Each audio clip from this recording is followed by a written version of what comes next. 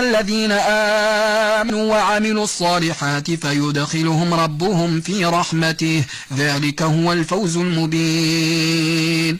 وأما الذين كفروا أفلم تكن آياتي تتلى عليكم فاستكبرتم وكنتم قوما مجرمين. وإذا قيل إن وعد الله حق والساعة لا ريب فيها قلتم ما ندري ما الساعة إن نظن إلا ظنا وما نحن بمستيقنين. وبدا لهم سيئات ما عملوا وحاق بهم ما كانوا به يستهزئون.